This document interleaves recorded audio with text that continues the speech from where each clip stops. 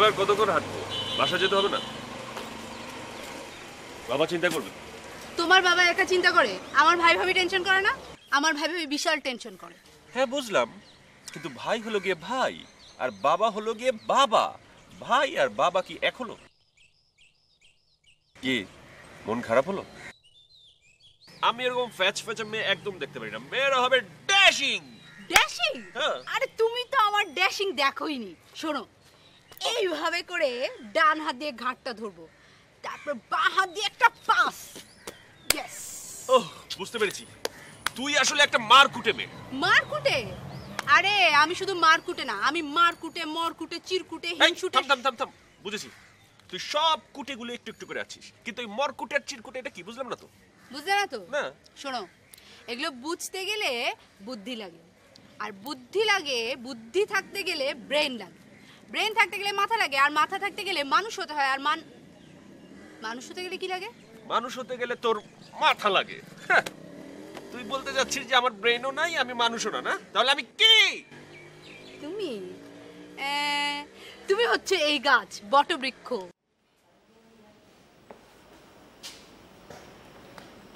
চাল দে, এদিক ওদিক দেখছিস কি রে? না স্যার, মানে ওই ভুলুটা কোথায় গেছে বুঝতে পারতেছি না। তোর চাল তুই দে, ভুলু কাজে গেছে। কাজটা কি ধরনের কাজ স্যার, আমি যাইতে পারতাম না? তুই যে কাজ পারতিস তোকে সেটাই দেয়া হয়েছে, চাল দে।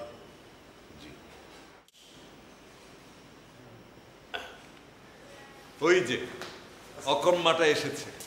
কি খবর পাটোয়ারি, ছবি এনেছো?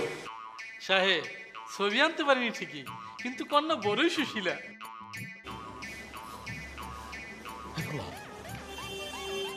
স্যার কি আবার বিয়া করতে চায়?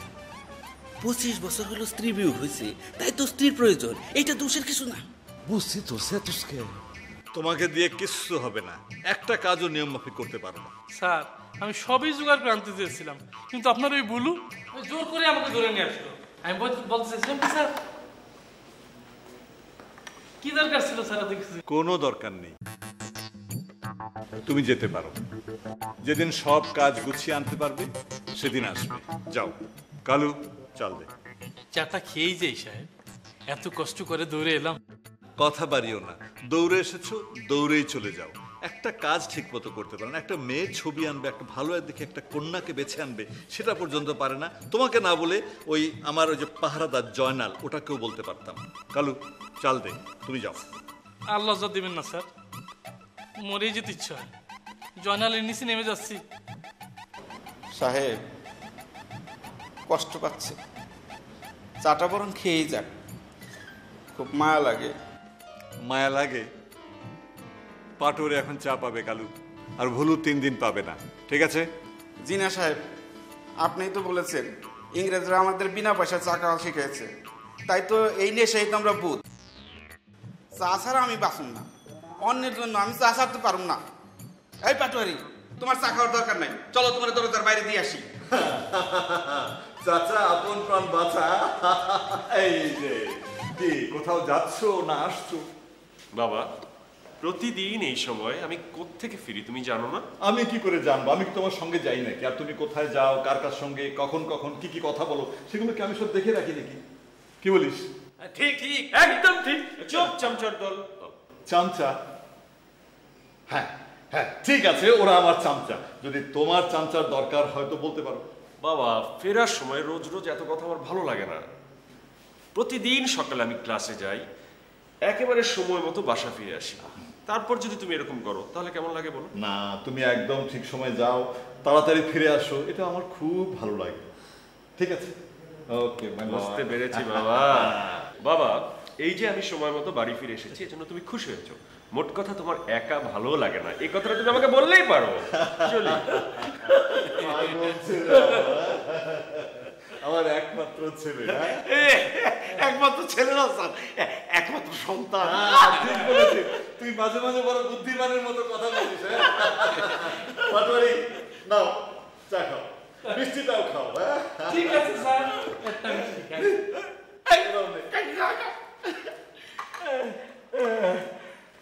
এইবার চাল। জি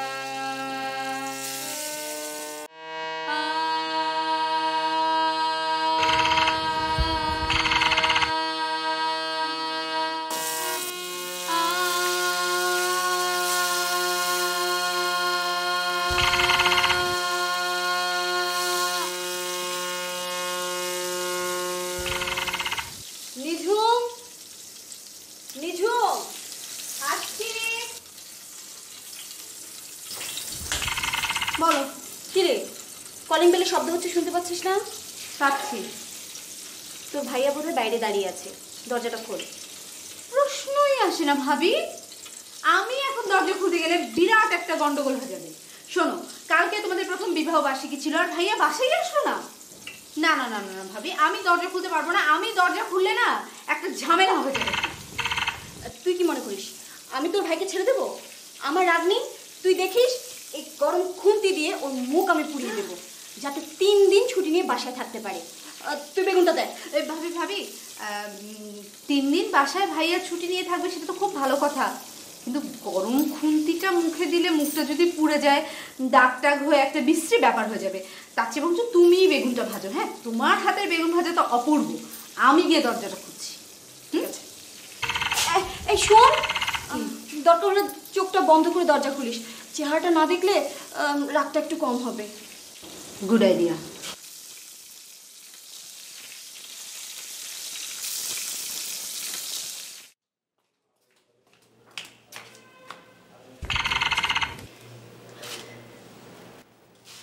বাসার সবকটি মেজাজ এখন চরম ক্ষিপ্ত।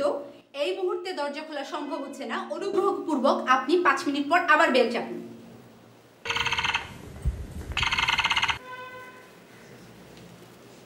ওকে, তোমাকে না বললাম 5 মিনিট পর দরজার আবার বেল বাজাতে? তুমি কথা শুনতে পাও না, না বুঝতে পারো না? শোনো, আমরা বাড়িতে যারা আছি তোমার উপর ভীষণ রেগে আছি। কালকে ডিউটির কথা বলে বাড়িতে না এসে তুমি ভীষণ অন্যায় করেছো। দুর্জয় কি আছে?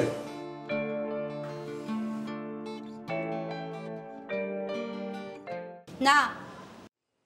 কোথায় গেছে? কোথায় গেছে আমি কি করে জানবো? এই শহরের কোথায় খুন হয়, কোথায় ডাকাতি হয়, কোথায় ছিনতাই হয়, কার কাজের মেয়ে পালিয়ে যায়, কার মুরগি চুরি হয়, সেগুলো কি আমি জানি? সেগুলো জানে হচ্ছে থানার ওসি। যান, থানায় গিয়ে ওসিকে জিজ্ঞেস করুন এগুলো কোথায় হয়েছে আর ভাইয়াকে কোথায় ডিউটি দেওয়া হয়েছে। বুঝতে পেরেছেন? জি বুঝতে পেরেছি। বুঝতে পেরেছেন? তাহলে দাঁড়িয়ে আছেন কিসের জন্য? বেশি জরুরি দরকার হলে থানায় যান, আর না হলে ফেলফেল করে আমার দিকে তাকিয়ে না থেকে পরে যোগাযোগ করুন। বাই।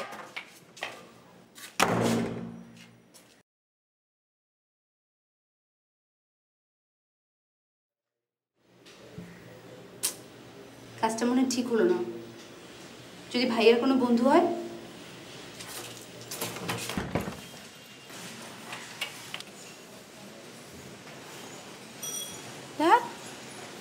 চলে গেল, মেজাজটা আরো খিচড়ে দিয়ে গেল।